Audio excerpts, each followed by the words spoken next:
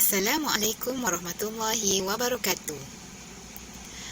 Alhamdulillah, pada minggu ini Ustazah akan sambung tajuk PDPR Pendidikan Islam di bawah tajuk Sirah, iaitu Nabi Muhammad Pemimpin yang Agung, siri yang kedua.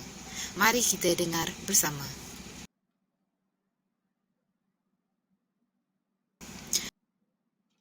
Okey, ciri-ciri kepimpinan Nabi Muhammad sebagai pemimpin unggul.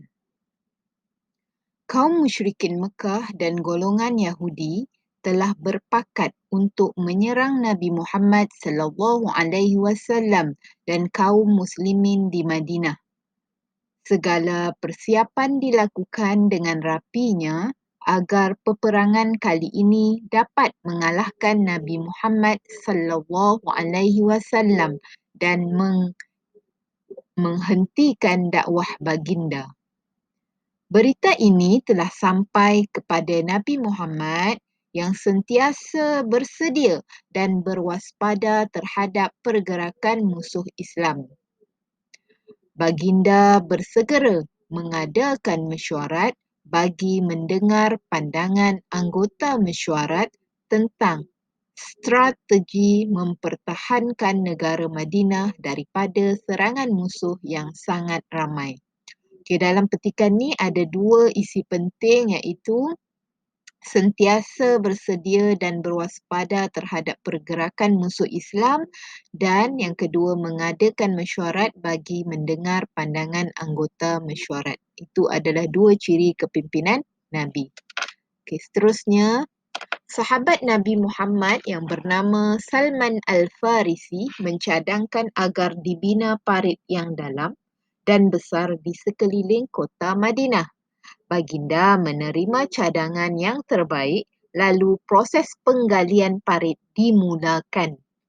Kerja-kerja penggalian parit berjalan lancar apabila mereka melihat kegigihan baginda Nabi Muhammad menggali parit bersama-sama. Okey, ada dua ciri lagi, iaitu menerima cadangan yang terbaik, dan yang kedua, yang keempat dah, kegigihan baginda Nabi Muhammad. Ya, dia maksudnya dia turun padang buat bersama-sama orang lain walaupun dia di kalangan seorang pemimpin. Okay, seterusnya, apabila musuh sampai di sempadan Madinah, mereka gagal memasuki Madinah dan tidak dapat menyerang kerana terhalang dengan parit yang sangat dalam dan besar. Mereka mengambil keputusan mengepung kaum muslimin. Keadaan menjadi tegang apabila kaum Yahudi Bani Quraizah mengkhianati perjanjian dengan Nabi Muhammad dan berpihak kepada musuh. Nabi Muhammad menghadapi situasi ini secara tenang dan bijaksana. Baginda bermunajat mohon pertolongan Allah dan merancang strategi menghadapi serangan musuh. Dengan pertolongan Allah Subhanahu wa taala, berlakunya angin kencang yang merobohkan kemah-kemah musuh dan merosakkan harta benda. Mereka berasa gerun dan takut, lalu bergegas meninggalkan Madinah. Nabi Muhammad sallallahu alaihi wasallam dan kaum muslimin sangat bersyukur atas pertolongan Allah ini. Kepungan musuh berakhir tanpa berlakunya peperangan. Ciri-ciri yang lain dekat petikan ini adalah tenang dan bijaksana. Selain itu, bermunajat mohon pertolongan Allah dan merancang strategi menghadapi serangan musuh dan bersyukur atas pertolongan Allah. Itu adalah merupakan ciri-ciri kepimpinan Nabi Muhammad sebagai pemimpin yang unggul. Okey. Nabi Muhammad selaku ketua negara bertindak tegas dan adil dengan bimbingan wahyu terhadap kaum Yahudi Bani Quraizah. Mereka dikenakan hukuman setimpal atas jenayah pengkhianatan yang dilakukan oleh mereka. Ini adalah ciri yang terakhir, iaitu tegas dan adil dengan bimbingan wahyu.